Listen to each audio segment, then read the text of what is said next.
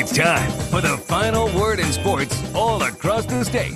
You're listening to Sports Talk with your hosts, Bill Kornblut, Will Pelagic, and the Professor Tom Hayes.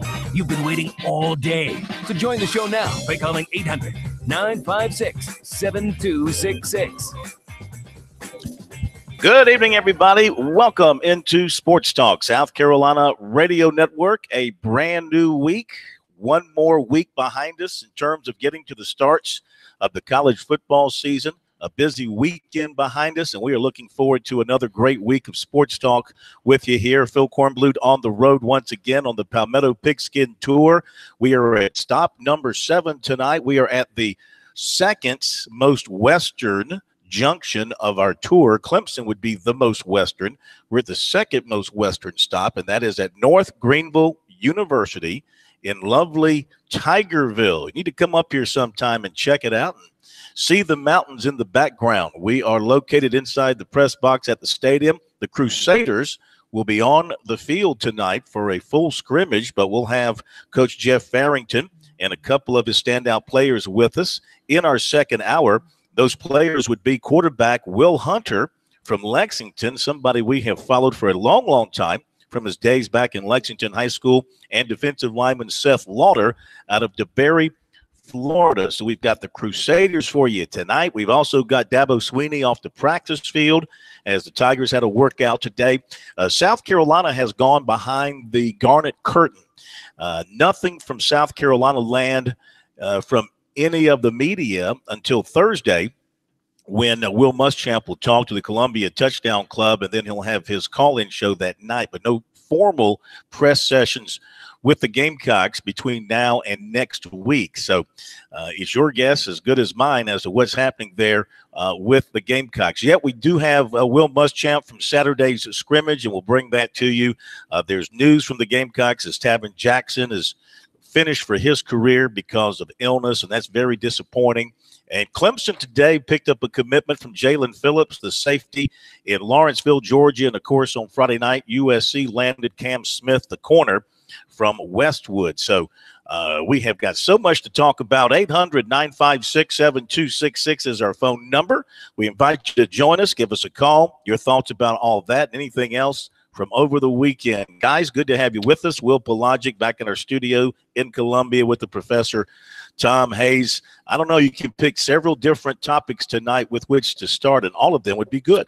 I'll start with just the most recent news involving Clemson, the fact that Dabo Sweeney, this dutifully pointed out by Larry Williams of Tiger Illustrated, this is the 1-year anniversary of the day that he named Kelly Bryant the starter last year. And I think if you were looking at maybe a day before yesterday, a year ago, you probably wouldn't have thought that Kelly Bryant would have the unilateral starting quarterback job, not only for the first game, but for all 12 games in the regular season. But he was able to win the job last year. He said today that he wasn't going to do any kind of formal naming of the starting quarterback when it comes to that this year. He says that he and his staff are going to meet on Wednesday at the conclusion of Clemson's fall camp. They'll have one more practice tomorrow, their final practice before school starts for the kids. But then basically after that staff meeting, they will not release anything formal until a week from today, Monday, which is game week. So from that perspective, I'm a little surprised by that. It seemed like they're trying to play this as much as close to the vest as possible. And what that tells me is that they still aren't, number one, completely sure with how they're going to put this attack. And I think also it tells me, Pro, that we're probably looking at a multifaceted quarterback situation, at least going into the first couple of games. Well, I think probably just to get a game plan together, I think they're going to have to name a starter. But I'm not so certain this is not for public consumption. I'm not so certain they've gone behind closed doors with both quarterbacks, and they know how that rotation is going to go on, at least in the first game. So I think maybe we're in the dark, but maybe the quarterbacks are not all together in the dark. I think I go back to remember when Cleveland Farrell was talking corn at ACC Media Days about just, where things were with that perspective as far as, them thinking that Kelly is the guy going in. I still seem to think that he'll get the majority of the work against the Paladins. And judging by also some of the comments from Dabo Sweeney recently, Kelly has put in some of his best work most recently. And it certainly sounds that way. I mean, everything we've heard coming out of the camp about Kelly Bryant has been positive, positive, positive. And, it's not the case where Trevor Lawrence or Chase Bryce haven't done well. It's that Kelly Bryant has been very, very good by all the accounts coming from the coaches and the little snippets that the media up there have gotten to see from him. So he has earned it. I got to, of course, be totally honest with you. I thought we'd be talking about this point in time about Trevor Lawrence getting ready to start at Clemson, and that hasn't happened. So you give Kelly Bryant a ton of credit for not listening to people like me, and I wasn't alone. I'm not the only guy out on that limb. A lot of people thought that the much hyped freshman was just going to sashay right in and win the job. He may eventually be the guy. We'll have to wait and see how it plays out in places like College Station, Texas, and maybe a couple of other stops along the way, including Death Valley. Something could happen, but at this point in time, it looks like it's Kelly Bryant who's going to lead the Chargers, the Charges of Clemson down the hill there against Furman. Meantime, guys, at South Carolina, a place where they could ill afford to lose a player, especially one that they really liked and thought would be a good player for them, Tavin Jackson at the safety spot. That weakens an already a thin position there, and you hate it for the young man to have to hang up the sport that he loves, because last year he was hurt, and now he's been dealing with sickle cell illness and things of that nature. But the university will honor his scholarship, put him on a medical so he can finish his degree at South Carolina. He comes off the books in terms of a Scully counting against the 85 total, but I mean, that's the smaller note there. The big note is, well, the two big notes: one, his health, and then number two, how it impacts the safety spot. Yeah, we had kind of gotten some advance notice on this through a source. Wasn't necessarily good enough to go on as far as whether or not, we wanted to necessarily blow up the spot of the young man from that perspective. So at least from that perspective, that's not something that we felt was appropriate to kind of go on.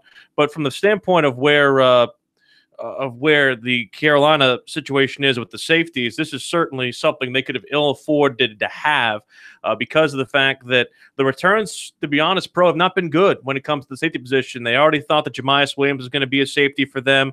That experiment has not worked out. They've had to go to Nick Harvey to possibly play there.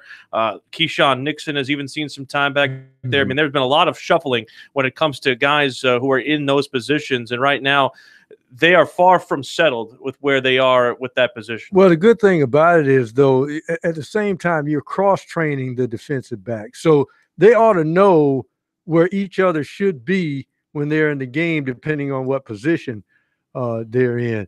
As far as Tavin Jackson is, maybe there's a blessing in disguise that he got injured last year, because supposedly he had played last year and that sickle cell would have flared up.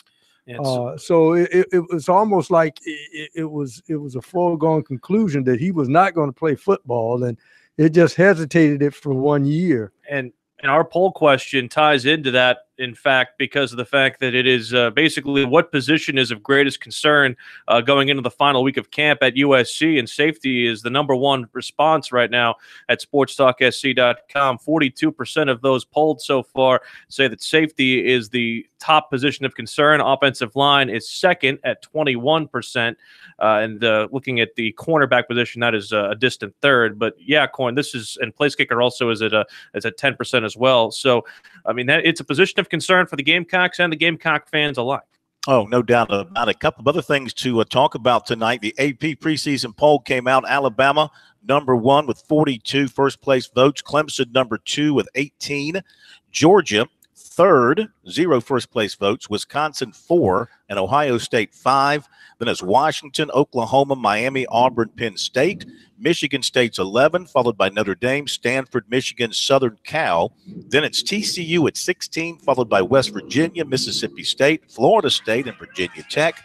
UCF is 21, Boise State's 22, Texas, Oregon, and LSU round out the top 25. USC just missed the top 25, so we can talk about how much you agree or disagree with that. And also from Columbus, Ohio, word is coming out that the Board of Trustees is meeting Wednesday. Something's going to come out of that, and some reports are they're going to give Urban Meyer time served for his suspension with the Buckeyes. We'll talk about that as well when we come back.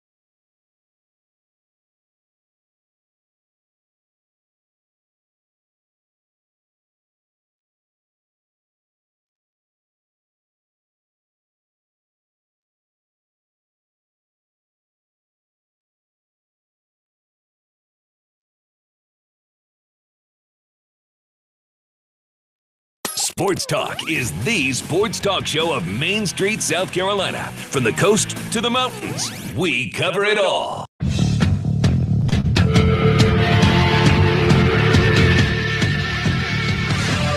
On a radio network, just taking a look at some of these voters, how they voted, Corn, in the AP Top 25 poll. I was shocked that Wisconsin got a first place vote. Did you see this? They got a first place vote. You want right at it. You want to know who got it or who filed the vote? It was. Let me think. You ask a question, right? Yes, I ask a question. I have it in front of me. And I shall give you an answer. You want to know who was the voter who voted Wisconsin number one? I know that. You're asking me rhetorically. I'm asking. So that I can answer. He wants to take an educated guess. You want to take a guess? Go ahead. Well, I don't really take educated guesses. I deliver prophecies. But I would say that it was David Hood. No, it was not. It was the guy who covers Illinois football for the Champaign News-Gazette, Bob Asmussen. Mm-hmm. Who doesn't know his Asmussen from a hole in a wall? Oh, you've been holding that one all day, haven't you? No, I haven't. I haven't, because he's been watching too much Illinois football. Well, now, wait a second. Yeah, Wisconsin's got Johnny Taylor back at running back. Shut up. What? Shut up. Come on, man. He's one of the best running backs in the country. Don't you? You know they've got a big offensive line. I believe the quarterback is back as well. The quarterback sucks. The quarterback sucks. Yeah, but they don't need him to be great because of that offensive line. They're going to run the football anyway. And aren't they in the West? Yes. Which is the weaker division. That's why they're up there that high, because they got a schedule. I'm not saying you can't vote him high. He voted him ahead of Alabama and Clemson. He had Clemson fourth behind Georgia and Alabama. That seems dumb. Because he's trying to give juice to the Big Ten. That's what he's trying to do. Yeah, everything's got. That's why these polls suck. That's regionalization why there. Our pal Grace Rayner, who is getting the vote in South Carolina this year, she had South Carolina as in her top 25 at 25. So that's I think South Carolina's worthy of a top 25. I mean, coming off last year, the momentum, what they've done in the offseason, how they've looked in camp. I'm a little surprised LSU snuck in there at 25, considering the issues that they have had. And, their quarterback situation remains something very iffy as well. I'm not sold on Ed Orgeron as being a great SEC head coach. We'll see. But didn't South Carolina, by the way, win that head-to-head Outback Bowl against Michigan? And yet Michigan is ranked 14th.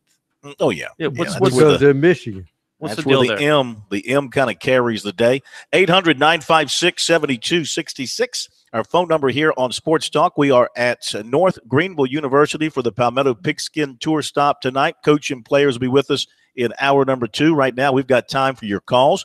David Shelton also in hour number 2 as we wrap up week 0 of the high school football season. Lots of good games around the state on Friday night. Lots of games, period. Week 0 no longer a Friday night of a handful of games. Practically everybody was in action. We'll talk about it with David coming up in hour number 2. Plus, we'll hear from Dabo Sweeney and Will Muschamp tonight on the program, and a little bit from Kirby Smart. We always love it, of course, when the coaches go off on our brethren in the media, and so he chose Saturday to do that for really no good reason. I guess maybe he felt like some guys with the Georgia media were getting a little too comfy, a little too cozy. He had to put them in their place. Let's go to Glenn in North Charleston, first caller of the week, batting leadoff, batting .375 with an on-base percentage of .650. Glenn, how are you? How you doing, Mr. Corn? Terrific.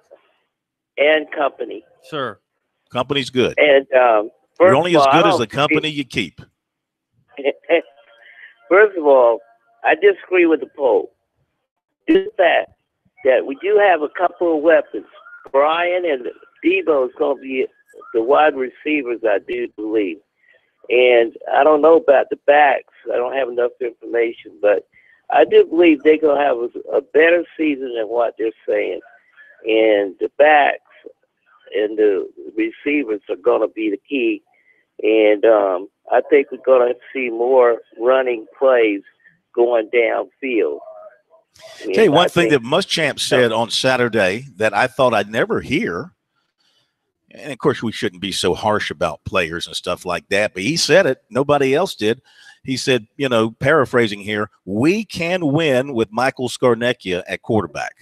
Yeah, he said Scarnecchia is the clear number 2 quarterback backing up Bentley, and he said they can win with Michael Scarnecchia. That was, again, I think that's, I don't want to say lip service, but I think that, I don't know if you got to have a number 2 that you believe in. You got to have a number 2 that you believe in. I don't believe in him personally, but I don't know what I believe, but he hasn't been in a game. I don't want to see what happens if Michael Scarnecchia has to play meaningful snaps. If he has to come in there and play meaningful snaps, that means he has to play meaningful snaps. I hope I'm not covering that game because it might be ugly. I mean, Gamecock fans are certainly on their knees begging, praying to whomever they beg and pray to that it doesn't come to that, because that can mean a disaster for the season. I'm not saying offense to the young man. This is the one part of this that part of the story that I don't like. Is that means that DeCarrion Joyner was at least a disappointment, having come in, at semester in the winter and come in and played for a whole spring, that he couldn't make his way up to the number 2 spot in the depth chart. That seems to be. I think you judged too quickly. I mean, look, Trevor Lawrence didn't come in and win the job at Clemson. You don't know that yet. Well, apparently. You don't know that yet. Expectedly. I think that's going to be the case. I mean, would you say that Kelly Bryant is better than Jake Bentley, though? I'd say that Kelly Bryant's got a lot more to work with on offense than Jake Bentley. Put Jake Bentley in Clemson's offense and we'll see what you get. And the defense. And the defense. That gives you a lot of short fields. Hey, before we get to the bottom of the hour break, I'd like to hear what Kirby was upset with the media about on Saturday. We got that? We have it. After Zamir White tore his ACL, he went off on the media for allegedly reporting it early, but the media bit back, if you will. Yeah, he was on cover. He was covering a punt. It was a non-contact injury. There was nobody really around. He and Webb were kind of holding each other up, but I don't know anything yet. He's getting an MRI done right now. Left knee is his non-surgical knee, but I can't tell you much more than that. Is that usual to be on punt coverage? You guys are amazing. Sony Michel was a first-round pick last year. He covered a punt. All right. Derrick Henry covered every punt at Alabama. I mean, why would you ask that? Is it unusual for him to be on punt? DeAndre Swift's a starter on punt. So is that unusual for our running backs to play? I mean, I'm sick for the kid because I don't know the severity of the injury. It's really not fair that all you guys run out there and throw stuff out there and we don't get a chance to talk to his parents. We've talked about that in here before. If you ask me about it after practice, that's fair. It's not fair for that kid's mom to find out about it from somebody talking and texting about it from in here. To be clear, it was all over. I got it, Chip, but you asked about it, so I'm sure you guys sent something out. Next. I like I said, Coach, I'm new to the beat. I don't know the policy. Was there people that attended? Oh, yeah, absolutely. There was. I'm sure they said something about it. That's not a problem. The only problem is if it comes from in here, or if the question is that normal for him to be on punt? I mean, is that a fair question? Is it a fair question? I'm asking y'all. Probably not. Probably not a fair question. If you watch football, it's probably not a fair question.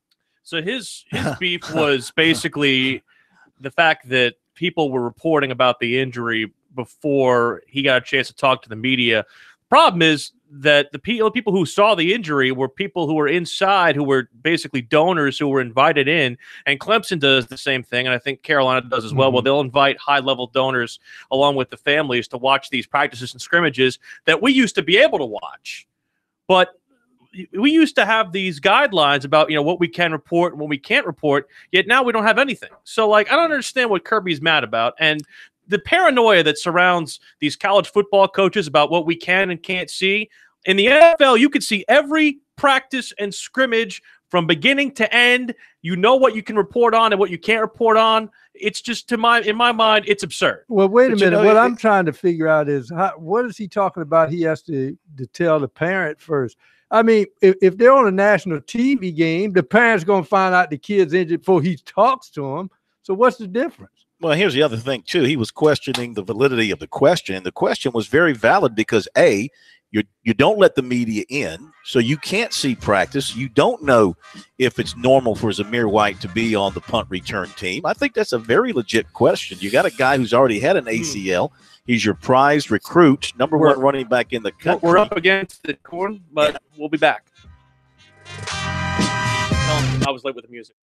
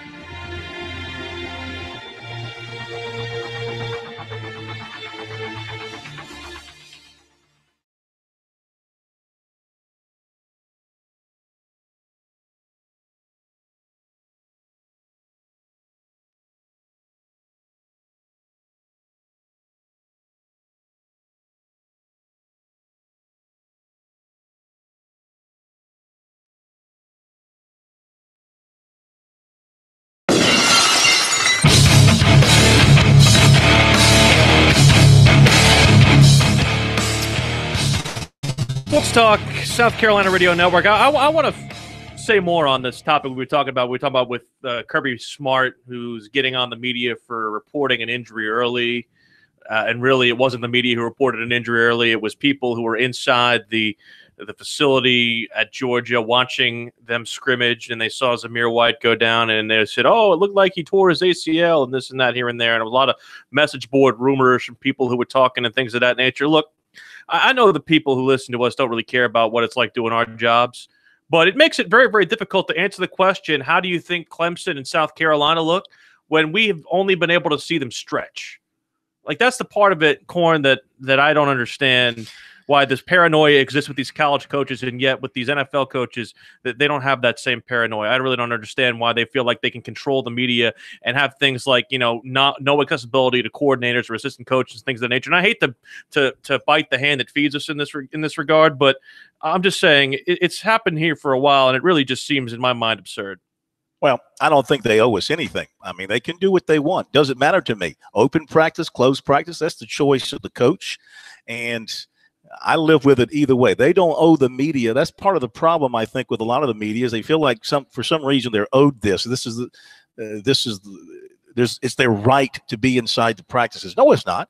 I mean, some pro teams open up their practices to everybody, and maybe some don't. I think the NFL, they have these big training camp things, and they're making a lot of money off the fans coming out there. The colleges aren't making the money off the fans, coming out for their practices. And, the paranoia level is extremely high because, so much does get out on social media that coaches are trying to protect, whether it's an injury situation or a formation or a play, whatever the case may be. So I've got no problem with it. But then don't jump down a reporter's throat as Kirby did for asking a legitimate question. That's the thing that gripes me. It's like when Muschamp the other day was critical of using unnamed sources, which are a very important part of reporting. Well, if you're closing, and he wasn't talking about anything in South Carolina, he was talking about the Maryland situation. But let's just say somebody reported something using an unnamed source about something at a USC practice. Well, if you're closing practices,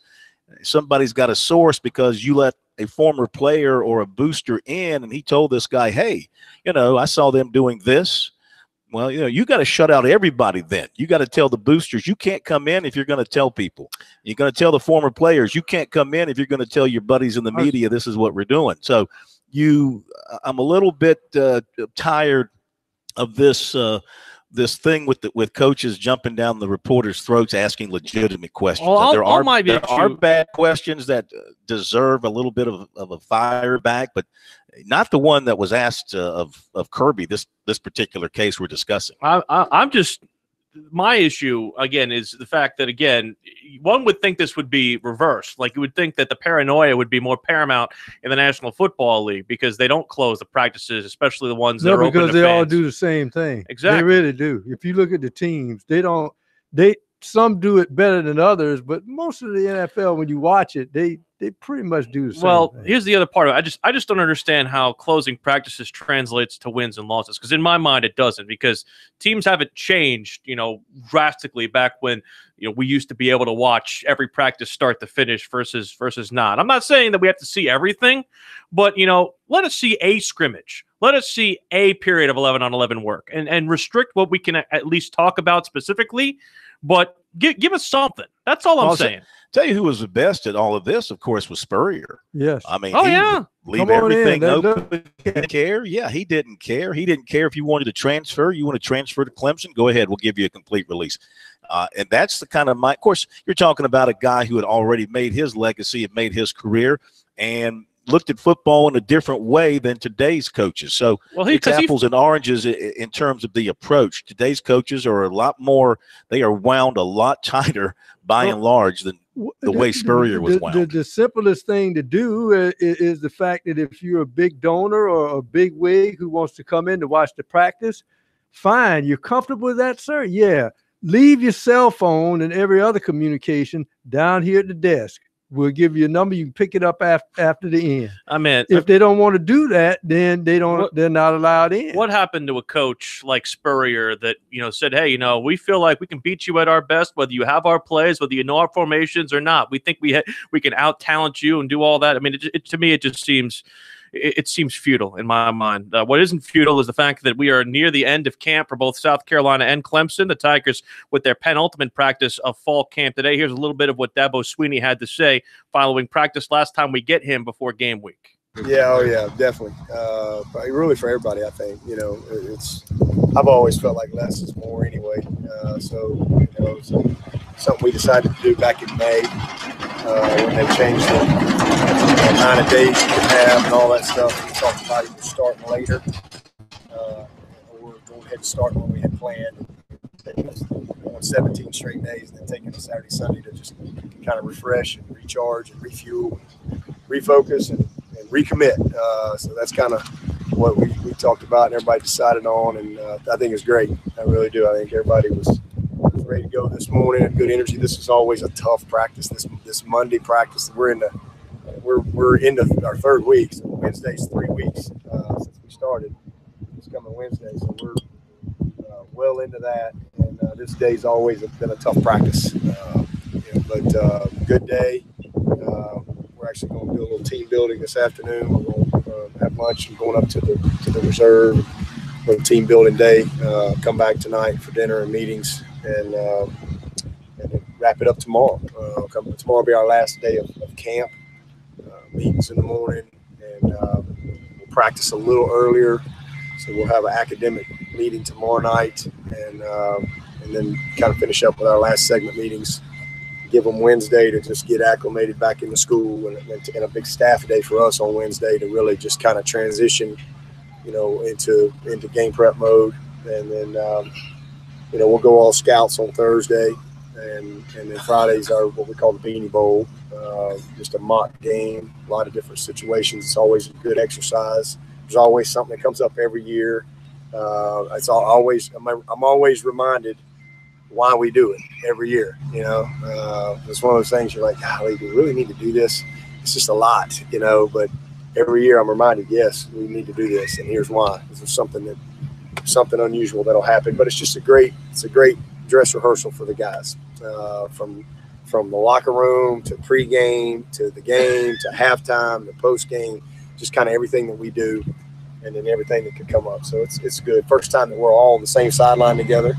We don't, because like I said, we don't get preseason games, so usually we're going against each other in scrimmage situations. So it's and then we'll wrap it up Saturday with practice and meetings, and get into game week. Have the day off on Sunday, and so it's exciting, man. It's going to be here before you know it. Dabo, I think a year ago today, you announced that Kelly was the starter. Is there anything similar planned for me? Yeah, we're not going to release the depth chart today, but we will here pretty soon. We're going to finish up on Wednesday as far as the staff one more time, as far as, hey, here's where we are going into, we still got another practice tomorrow, and grade this tape for today, another practice tomorrow, and then Wednesday is, like I said, a staff day, and we'll pretty much set the depth chart on how we're going to go into this game.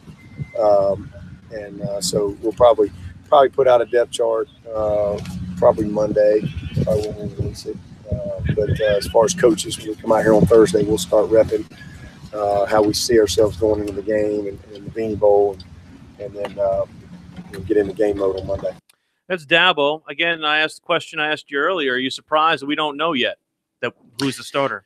What I'm not surprised is you can't go anywhere on that campus and hide from noise, whether it's jug machines, lawnmowers, tractor pulls, whatever the case may. I'm telling you, you cannot find a fountain making noise. You cannot find a quiet spot to do an interview on that campus. As big as that daggone campus is, they can't find a quiet spot. That's not anyway, a train. That's behind Dabo this time. That's in Columbia. Trains are in Columbia. I'd tell you why, but I'd get in trouble. But to answer your question, surprised, yeah, I mean, I thought at this point they would name their starter and get ready for the start of the regular season preparation. I guess next week will be early enough, game week. They'll let everybody know, and we'll go from there. And we'll be back with more from here and there in a moment.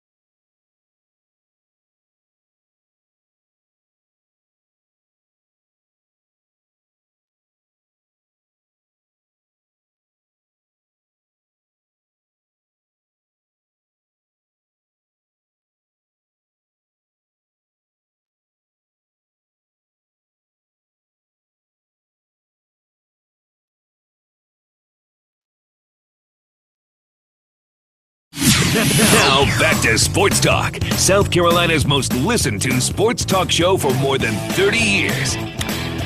Corn's recruiting report comes your way next, and of course our second hour will have the Pigskin Preview Tour stop at North Greenville. But first, we'll hear from Will Muschamp, South Carolina head coach. The good news for South Carolina, outside of Tavin Jackson's what we're calling a career-ending injury with the sickle cell trait, is that really outside of that, there really hasn't been a key contributor that's been missing for South Carolina. Levante Valentine will be out for 2 weeks with a knee injury, and offensive line Wyatt Campbell out for a month with a knee injury. They've gotten JT eBay back at safety and linebacker Recindo Lewis on the field after a shoulder injury.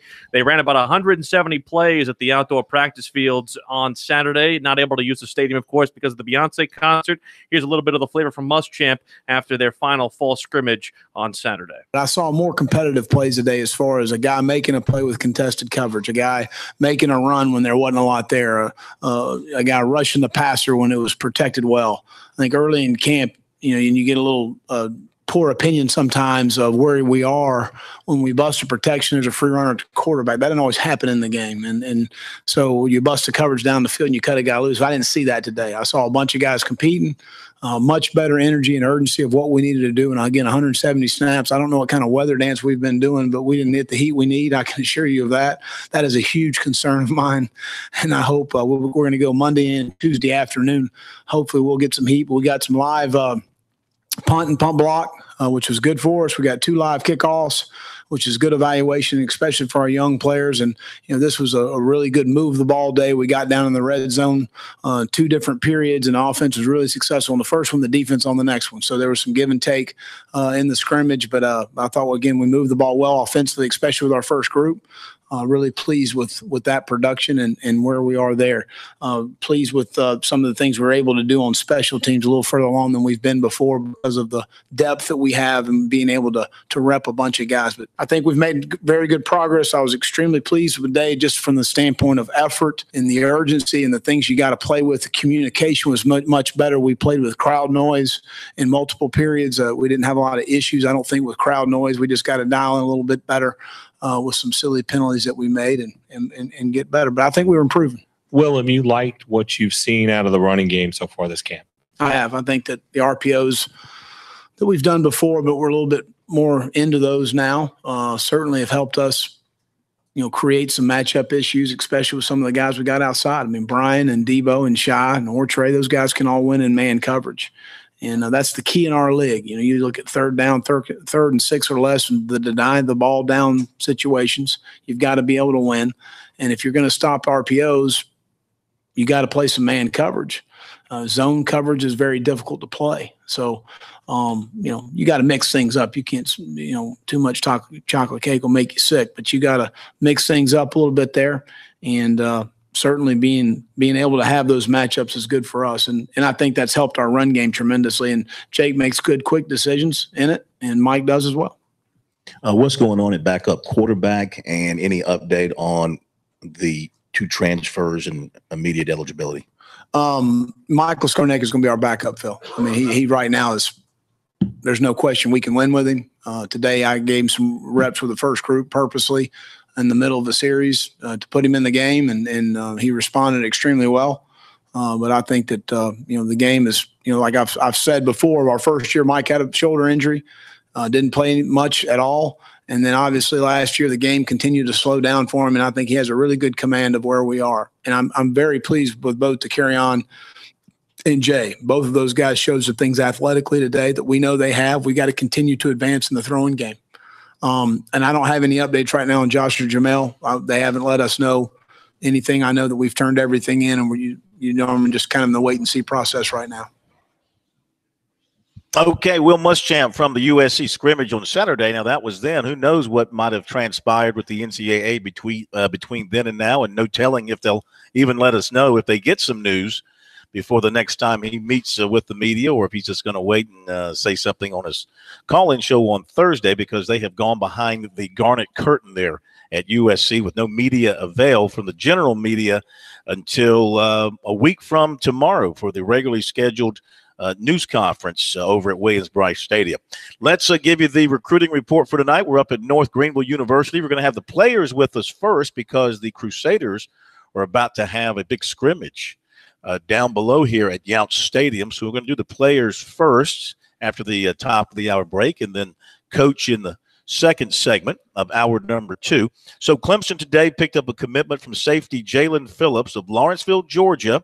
You know, they were not one of the first major offers for him. He didn't get an offer from Clemson until he visited in June, but that immediately put the Tigers at the top of his list. He had been favoring Oklahoma up to that point, and then it became Clemson. And he actually made his decision earlier this summer, probably told the coaches back then, but held on until today, which is his birthday, to make the announcement. Feels really good about his relationship with the coaches and the way Venables coaches the defense and the kind of scheme that they run. He's a highly regarded safety, and he'll be joining his teammate in the Clemson secondary in the future, cornerback Andrew Booth, who committed earlier to the Tigers. Last season, Phillips was in on 58 tackles with 1 interception. He's the 4th safety commitment for the class, the 23rd overall. Of course, on Friday night, I should mention this, Friday night late after his ball game, Cam Smith officially committed to USC. He had actually committed to the Gamecocks earlier, but kept it quiet until his game this past Friday night, and they won big. And then afterwards, it was kind of cute. He had the media kind of running after him on the field. He was ripping off shirts. You know, he had a Georgia shirt on, I think, a Tennessee shirt, and then he finally got down to his USC shirt to make it official that he was committing to the Gamecocks. Very good pickup at cornerback for South Carolina, another tall, lean corner to join the USC program. So the Gamecocks now have a pair of cornerbacks among the 21 players who are counting right now in their 2019 class. Of course, Smith cited the fact that it's close to home, the fact that USC recruited him very, very hard, and the fact that he believes they're an up-and-coming program and he has a chance to play early at corner with the Gamecocks. So that is why he chose them. Running back Taj Gary of Atlanta previously had confirmed an official visit to USC for the Georgia weekend, September 7th. And Sunday night, he tells us that he has also scheduled an official visit to Virginia Tech for the following weekend. He's taken 3 unofficial visits to USC this year. He also took an unofficial visit to Virginia Tech in late July. He's not set up any other officials at this time, but he also plans to visit Mississippi State at least for a game this season. He's also talking regularly with Florida, Georgia Tech, Arkansas, Kentucky, and UCF. He said USC is in regular contact via Bobby Bentley. His first touch, he didn't get into the ball game on Friday until the 3rd quarter because he was nursing a hamstring. His first touch, he went 73 yards for a touchdown. Clemson offered 2020 offensive lineman John Williams of Canton, Georgia. Camped there over the summer. Some other offers are Tennessee, Wisconsin, Ole Miss, NC State, and Maryland. Over the weekend, Clemson target defensive lineman Jacob Bandes of Antioch, California, committed to Washington. Clemson and USC target 2020 defensive back Luke Hill of Washington, plans to announce on September 1st. USC offered 2020 athlete Ladarius Tennyson of Rockledge, Florida. Basketball, the USC women are in the top 5 with 6-foot Brianna Beal of Rock Island, Illinois, along with Illinois, Duke, Louisville, and Michigan. And the USC men recently offered Canadian 6'7" Tomasi Gilgeous-Alexander, who will play at Potter's House Christian Academy in Jacksonville, Florida. Drake, Fresno State, New Mexico, other offers for him. And USC reportedly, according to Potter's House Christian Academy in Jacksonville, USC also has offered 2020 shooting guard 6'4" Taylon Martin, who is out of Springfield, Mass., and he is going to that school this year. Syracuse, Marquette, Connecticut, UMass, Virginia Tech, Penn State, and Pitt, some of the other offers for him. There you go with our recruiting tonight. Be sure to check it out regularly on our website, SportsTalkSC.com, and on Twitter using the hashtag STRecruiting. When we return after the top of the hour break, we will get into our Palmetto Pigskin Tour stop number 7 with the good folks here at North Greenville. Quarterback Will Hunter and defensive lineman Seth Lauder will join us, and we'll be back.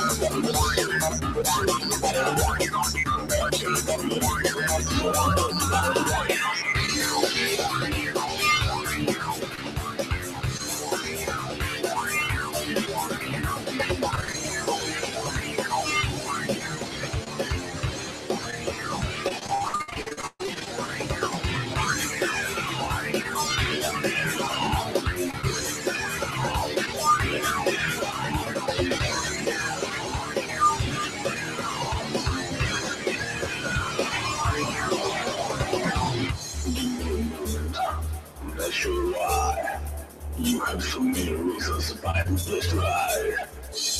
Just remember, it's all I need to take away all you see in me.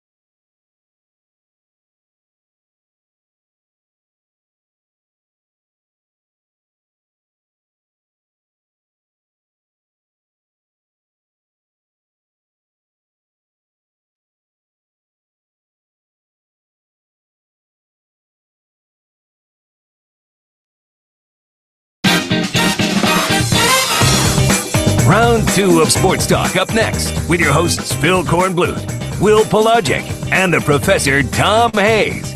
Don't leave us hanging. Join the show, 800-956-7266. Welcome back into Sports Talk, everybody. South Carolina Radio Network on a Monday night. We are all the way up in Tigerville, South Carolina, right at the edge of the mountains. You can see them all around us here. We are at North Greenville University. We're inside the press box at Yount Stadium. Down below, the players are loosening up. There's going to be a big scrimmage here in just a little bit, and so we are lucky to have a couple of the key players for the Crusaders with us here as we continue our Palmetto Pigskin Tour.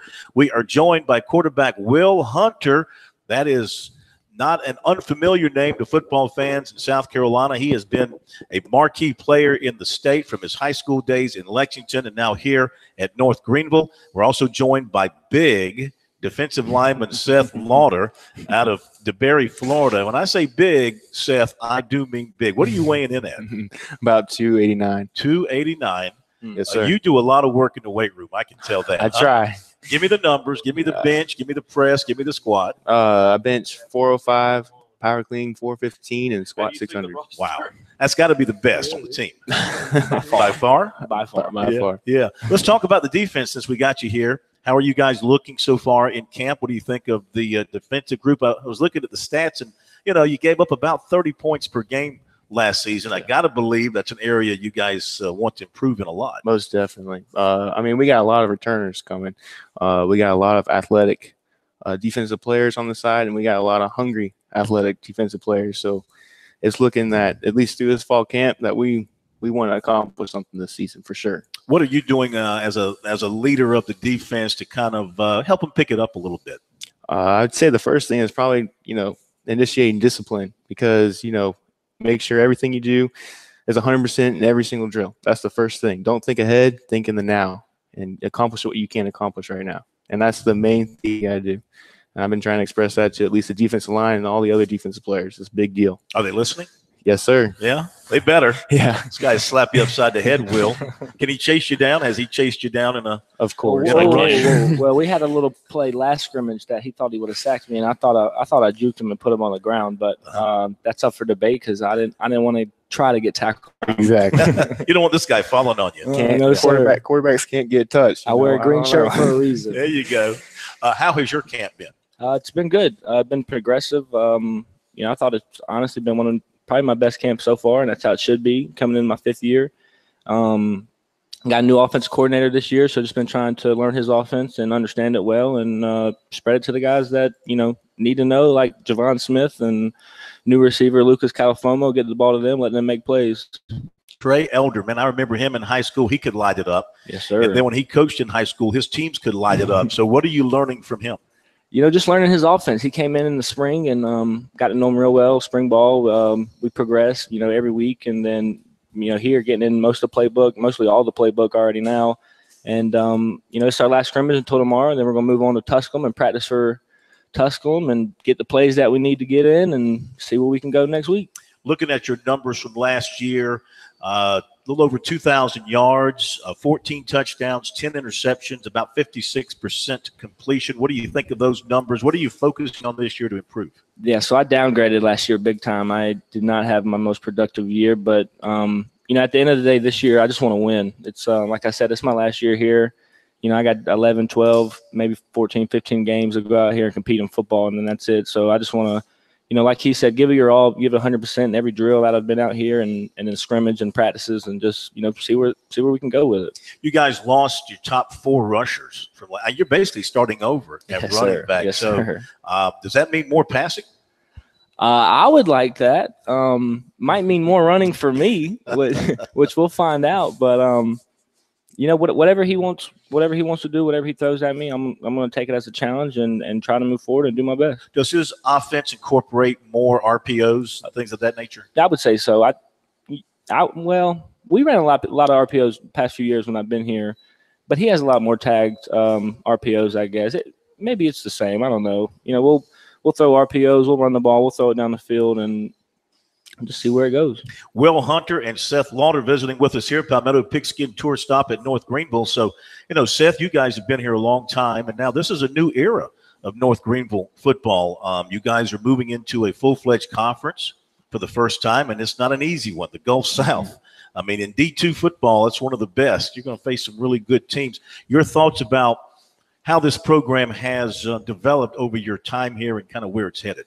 I know for sure. I know from the first time I was here, it's taken off. My freshman year, of course, freshman year, I was trying to get used to everything, but Ken's sophomore year, with Sam Houston as leaders and everything like that, we set the presence, and from there on, it seems to be escalating even higher. And I know as a senior right now, I'm trying to keep that rising, at least the intensity. So, what are you expecting in this league week in and week out as you play the schedule that you're going to be facing? I know for sure it's going to be a challenge. And I know everyone else on the teams know it's going to be a challenge, but I know North Greenville football doesn't back down from a challenge, and we're hungry every day. And so it's going to be hard, but I think we're ready to accept that and move forward.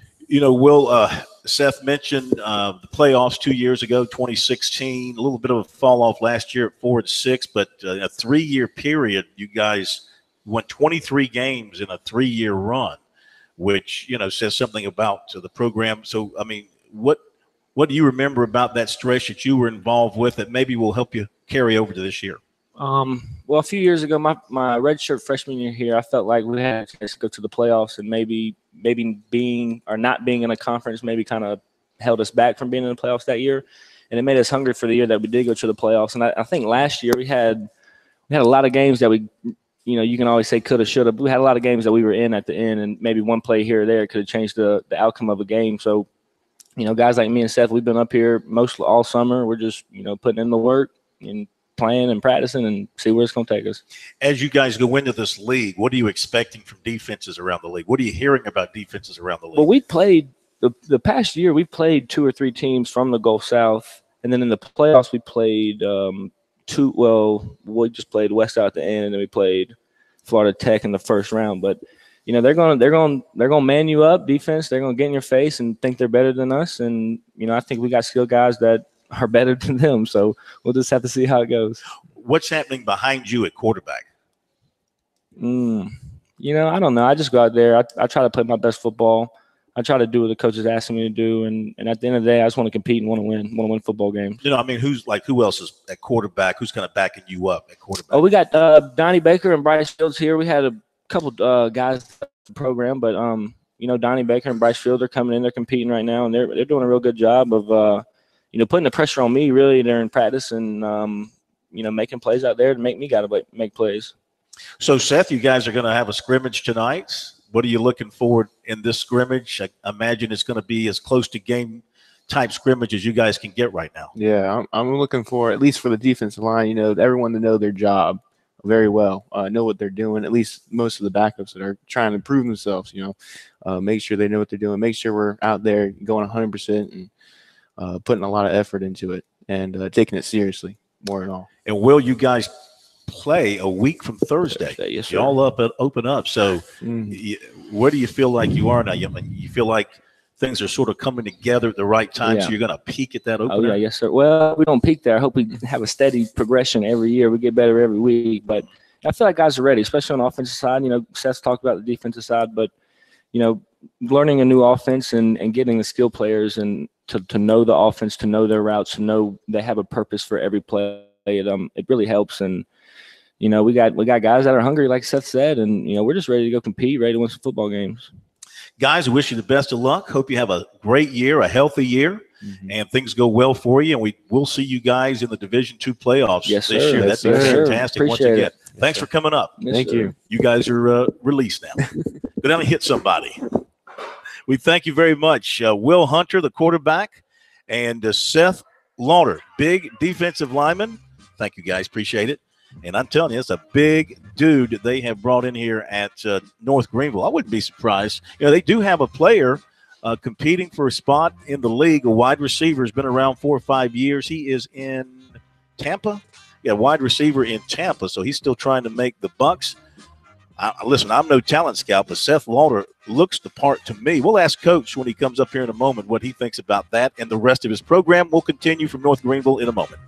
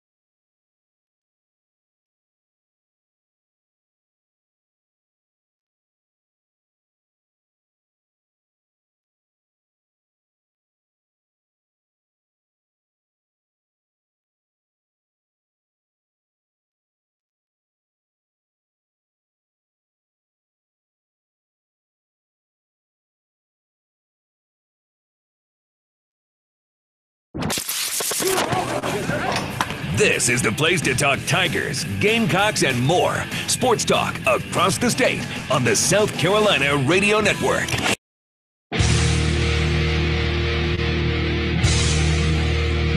And we continue sports talk on this Monday night on the Palmetto Pigskin Tour. We're at North Greenville University. Beautiful afternoon up here in the, I guess these are the foothills of South Carolina, just below the mountaintops. As we continue our coverage tonight from here at North Greenville University, we're in the press box at Younts Stadium. Very nice little football stadium for a growing football program, which is Division II now and moving into a very good league for the first time going into the Gulf South. Coach Jeff Farrington joining us, going into his 6th year, 32-25, made the playoffs in 2016. We talked about that stretch of 23 wins in 3 years, 4-6 last season. So first of all, great to see you. Good to be here. Thank you for coming to Tigerville. Oh, love it. Thank you for taking a few minutes with us. So I mentioned that 23-win stretch in 3 years, and I know you're hoping to get back to that after a little bit of a stumble last year. Oh, yes. You know, you hear it. I'm sure you hear it from coaches all the time. You're just looking at the next one the next day, and that was good. And, of course, we're wanting to be better. We're no different than anybody else. We want to win every one of them. But it's new season, new opportunities, and we're looking for getting this scrimmage in and see where we're at and move into game preparation. What made that 3-year run so special for you? Well, you know, probably it's the players. You know, there's had some consistency with the staff, and you had some players, and those guys, we played a lot of young guys in some areas. We had a whole new secondary our first year here, a lot of new defensive guys, and we took our lumps. But after a couple years, you know, that game experience paid off.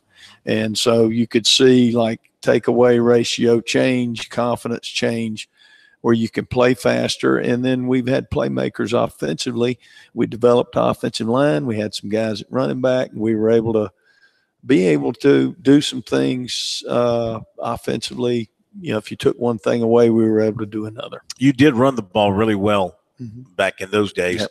This year, you're basically starting over at We're running starting back. over at running back. Yeah, what are you doing there? Well, we've got our 5 running backs hadn't sit in that locker room before pregame warm-up. So their pregame warm-up will be new for them on game day. They're all freshmen? They're all freshmen. Wow. 2 redshirt freshmen and then 3 true freshmen. Anybody emerging to be the main guy? You know, it's probably right now, you just never know with running backs. You know, you can say it's going to be running back by committee, which sometimes a good thing because that means you've got them healthy. Sometimes you might have the hot hand each week. One thing that we have done, I don't know what we'll do tonight, is we've protected the ball well in camp, which is first and foremost. So, you know, we're going to have to be creative with our run game, and we're having to retool a little bit in the offensive line as well. So, but one thing we do have is we have a quarterback coming back, and in college football, if you got an experienced quarterback, that's a plus. Yeah, I was going to ask you about Will. I mean, he's a veteran guy, and we've heard about him in South Carolina for a lot of years. And starting with him and having his leadership and his abilities has got to be a bonus. What have you seen out of him in camp? Well, you know, I mean, you mentioned it with him. We've got a new offensive coordinator, Trey Elder, which was a blessing. Joe Pizzo was here and did an outstanding job. He's down at Mercer now, and they had great relationship. But Trey stepped in, and Will's handled it fantastically, as well as the other quarterbacks in the program of just, hey, you know, you're our guy, and we're going to do what you asked us to do. And so that's what I've been impressed with, how Will has shown the maturity to take the bull by the horns, you might say, and just continue down that path, trying to get better each day. Sure. Look, the obvious pitfalls when it comes into bringing in a new coordinator with an established quarterback. How much of this is kind of taking what worked with Will in the past and also implementing kind of what Trey wants to do with his own philosophy?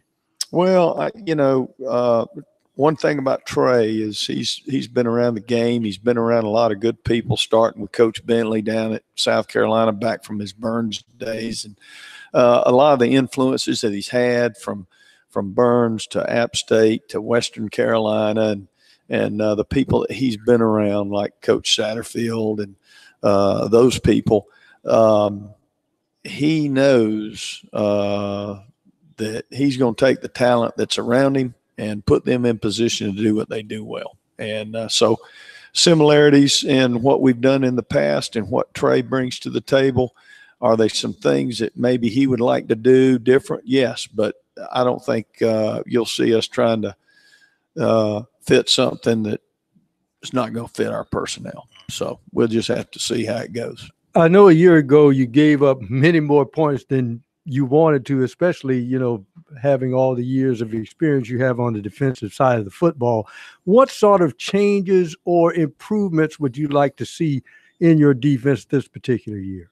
Well, big thing is, we had some inexperience in some spots. We had 4 secondary guys that played the whole year that had never started. So we never felt, it wasn't till near the end of the year till we settled in on who was in what spot safety wise. So it was kind of revolving door. You see your offenses change each week and you're relying on young guys, which we had been through that same scenario 4 years ago. We knew that was going to be an issue. We lost a little depth up front, which we think we have a chance to get back this year. And we got banged up a little bit and just could not hold up through the grind, a 4-quarter close game, to be quite honest with you.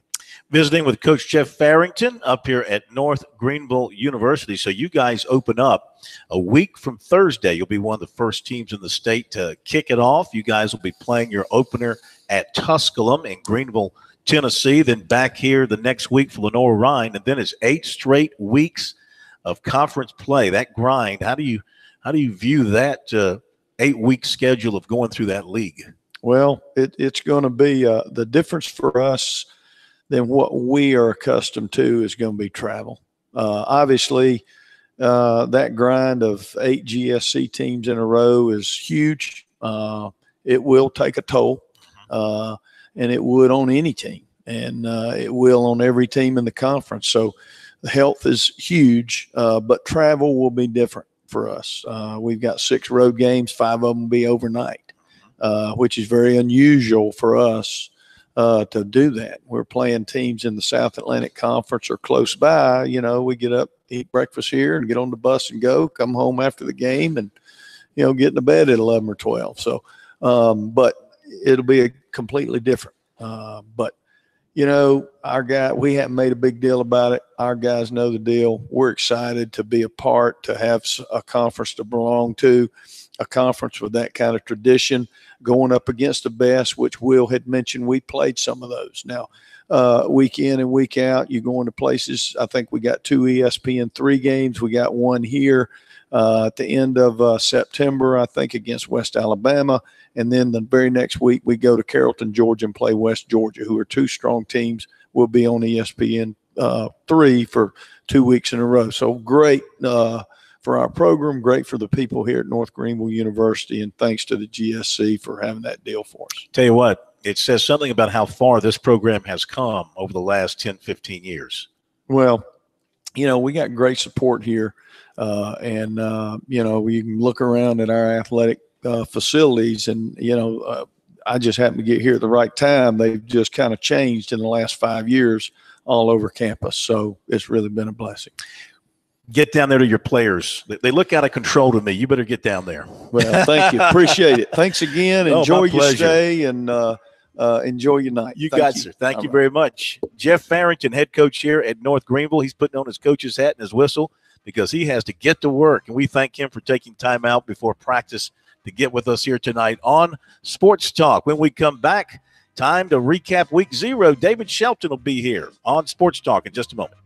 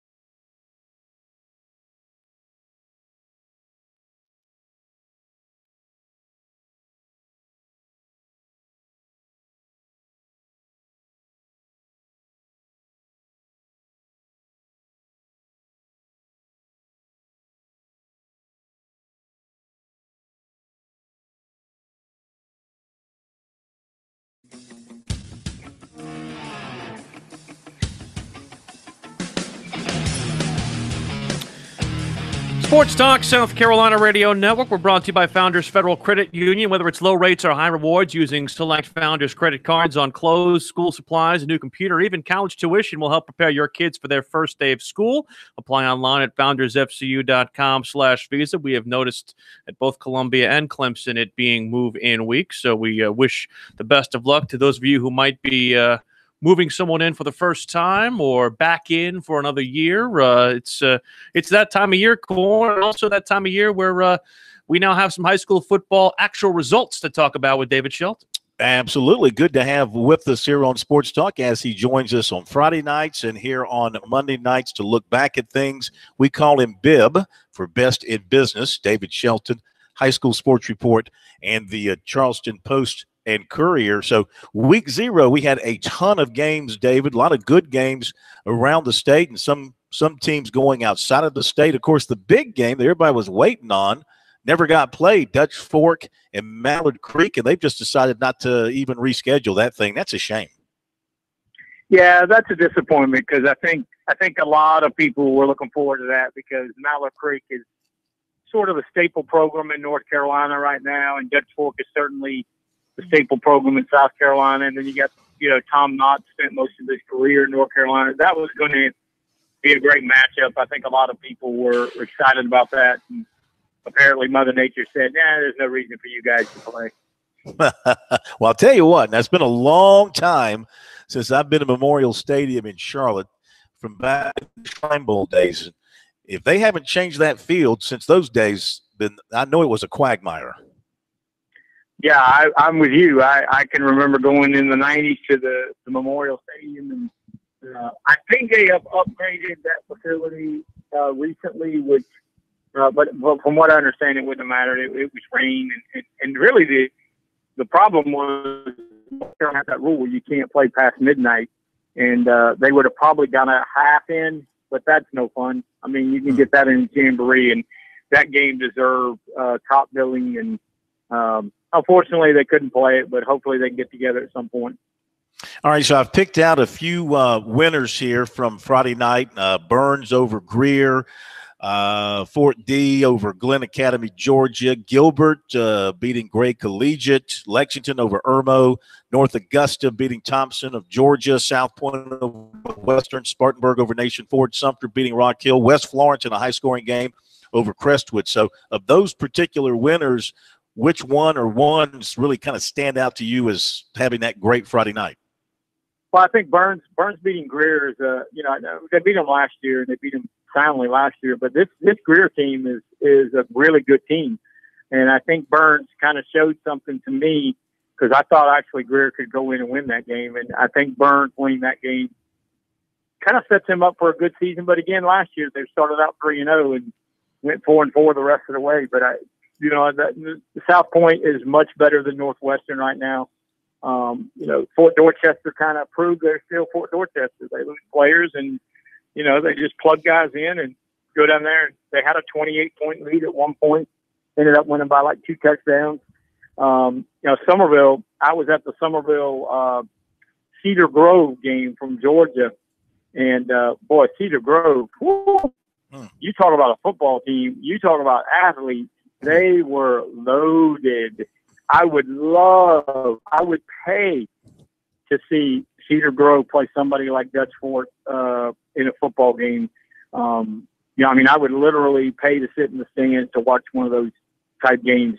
Those games are so much fun, Phil. They're just, when you bring in 2 really good teams, but a good team from out of state that nobody knows about, but they hear names, prospects, you want to see them in person.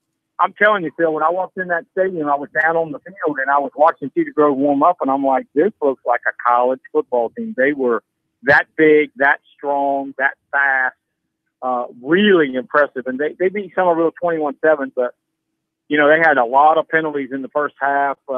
They had 2 touchdowns on consecutive plays called back. They could have easily been up 28-0. But that was an impressive showing by those guys. They are really good.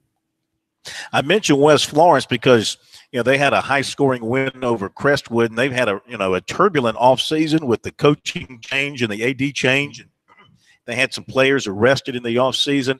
What about the job they did Friday night? Yeah, that's a good win. I mean, they do have a really good running back. Aileen Ford is.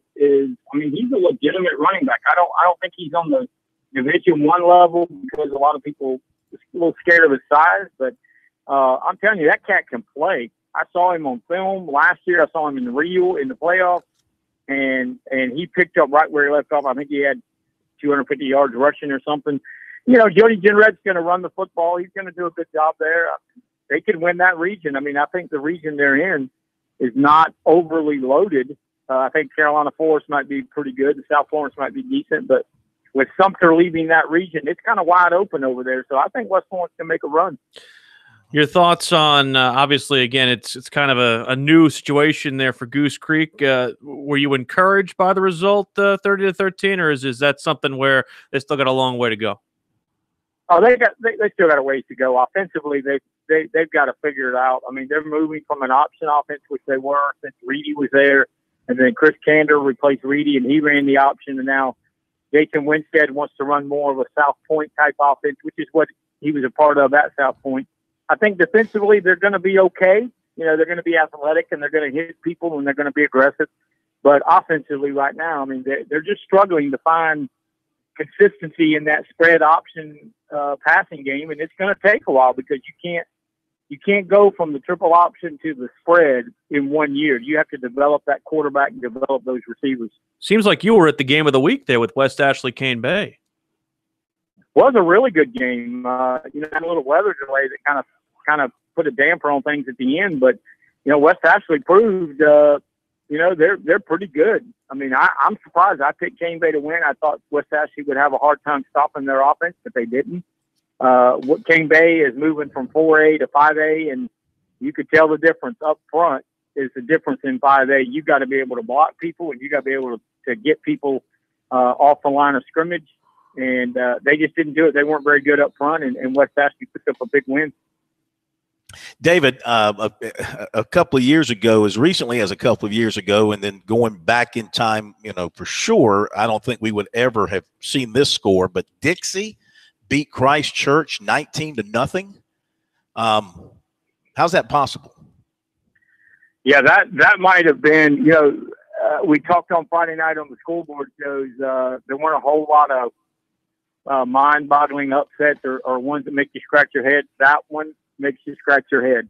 Nothing against Dixie, but Christ Church is their program's at a different level. For them not to score score a point. I mean, Christ Church has always been able to score regardless of what level they played at. That's one that kind of raised some eyebrows in one direction, but you know, you got to give credit to Dixie. They pitched a shutout against a team that is traditionally an explosive offensive type team. And, you know, it'll be interesting to see where both teams go from this point. Obviously, we got, you know, 9 weeks left, but it'll be interesting to see where they both end up. Can Christ Church kind of rebound and put it together? And was this a fluke, or is Dixie going to be a contender? Yeah. Okay. Are you eyeballing some games for this Friday night coming? I haven't eyeballed any yet, to be honest with you. I usually start eyeballing on Tuesday, so but you know, there'll be some games again. These early seeding games. You know, there's a handful each week that are pretty good, pretty competitive matchups, and games that kind of go, oh, this might be good, but it really doesn't get interesting until region play starts. But you know, I think Burns is playing Northwestern. I believe that's this week. I'm pretty sure it's week 2, and Northwestern. You know, looking at going 0-2, that will certainly get some people's attention, but. You know, Friday night, by the time Friday night comes, we'll have a good idea who's playing who. Absolutely. Look forward to having you back with us. Thank you, David. Have a great week. We'll talk to you Friday. Okay, man. Take care. You know, Corn, David Shelton. I'm thinking about making a definitive line in the sand, and I'm going to go off the board, not Whitmire, not Bishop England. I think I'm going to latch on to my folks at 96. You don't want you know, you transfer schools more than a high school basketball prospect. I mean, this is now your 3rd high school in South Carolina. 96 beat Emerald 62-46, and between Whitmire and Bishop England, they only scored 14 between the two of them. So you put a hex on them. Looking for a front runner. Aren't you always? You're rejected. We reject you from Latta.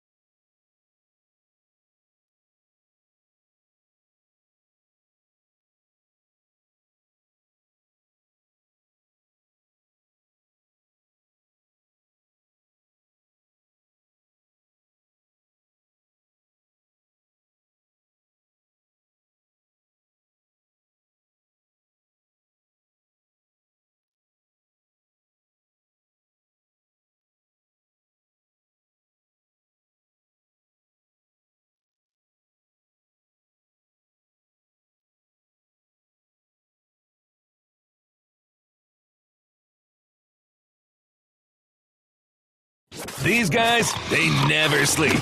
Check them out on the web at SportsTalkSC.com. Now, more of Sports Talk on the South Carolina Radio Network. Sports Talk, South Carolina Radio Network. I find it ironic that I'm called a front runner by somebody who's basically sports teams gasp at front running, you know, with Yankees, Packers, and Celtics and the like. Talk to the hand. I mean, you would have rooted for the Holy Roman Empire back in the day when you were around there. I mean, you would have rooted for Alexander the Great in Macedonia, wouldn't you? That's your front runnerish right there. Greatness seeks greatness at every turn. Okay, how does that make you fit in? Greatness seeks greatness at every turn. I said what I said. Can we go back to the calls? 800-956-7266. I will not be insulted by my own people. I'll let the callers insult. We go back to the calls. It's Mark in Aiken. Mark, how are you? Welcome into Sports Talk. Hey, Phil. Listen, guys, thanks for taking my call. I have a question about something that you guys, and I caught it briefly last week, that you touched on. And it's college basketball here in the state, and how maybe Coach Martin and Coach Brownell maybe don't get the top talent like you think they should. Here's my question.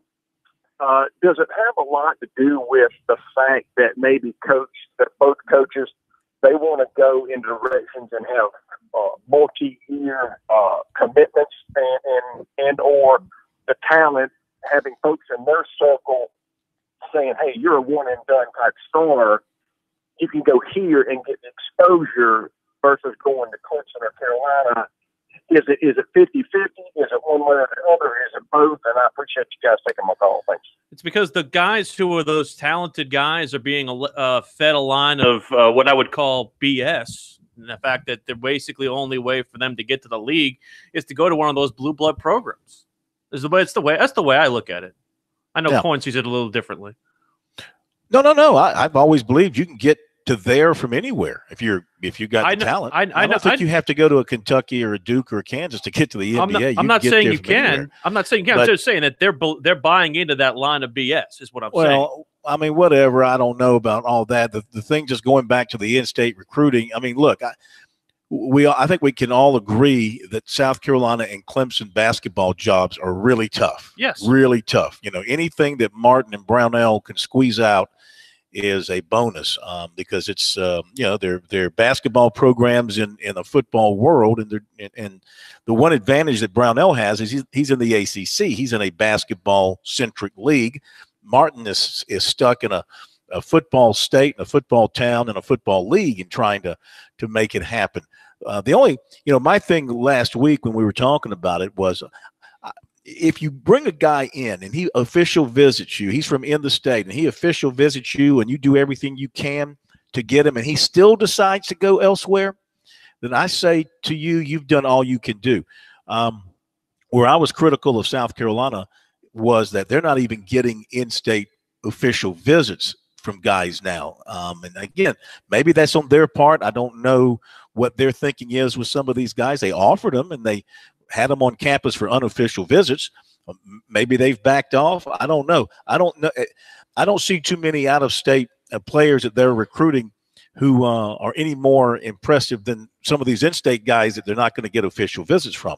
In the meantime, Clemson is getting those official visits, so they're going to get a shot with these guys. Now, if Clemson doesn't get them, if they don't get Malcolm Wilson, if they don't get Christian Brown, if they don't get Juwan James, all three of whom are going to visit – Josiah James, all three of whom are going to visit officially. If they don't get them, well, at least they can say – they gave him their best shot, and they got him in for official visits. They chose to go elsewhere for whatever reason. What's that worth if they don't get him? It's a thing. Here's the interesting thing. You don't have if you don't get them on campus. I mean, a lot of coaches believe, hey, I get you on campus. Like Sweeney's philosophy is, Juwan Garrett didn't even get a visit from Avery Johnson. He didn't even come to the state.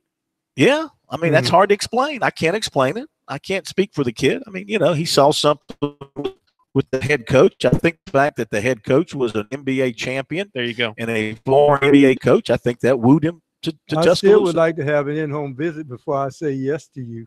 I'm not coming to your place and I haven't seen you. I'm not doing that. I mean, that just for me, that's what I'm thinking. Now, the key point is you use the word impressed. Here's the key. The impression is coming from the player. Why is it Frank Martin says guys come from out of state? Wow, what y'all got here. But the players here right here, huh? Okay. In my mind, again, it's hard when you have players who have an offer from a Duke, a North Carolina, a Kentucky, or a Kansas. That is a hard thing to leave on the table. That's all. I don't disagree at all, and I think anybody who follows basketball knows that if you're from this state, and let's just say you go to a South Carolina or a Clemson game in November, and you got 5,000 people in there, 7,000 people. If they're playing the run-of-the-mill team, and then you go to Duke or you go to one of the blue blood programs, and it's sold out, and those people put their heart and soul into their basketball programs. South Carolina and Clemson put their heart and soul into their football programs. Their basketball coaches, they ask for it. They push for the marketing. They push for the in-game excitement and anything else they can drum up to create the excitement in their basketball arenas.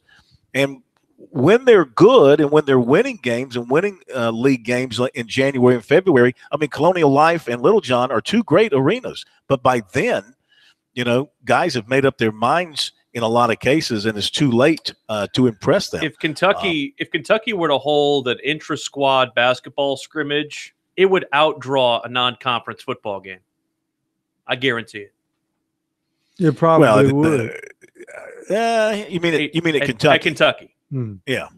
Same thing in Chapel Hill. The big joke in Chapel Hill about the way their fans treat football compared to basketball. Let's go to John in Charleston for our next call. John, welcome to Sports Talk. All right, guys. I want to ask you. I was listening to David talk about the Cedar Grove Somerville game, and I was at that game, and I saw the same thing he saw, but I wonder whether his mind changed about Somerville any.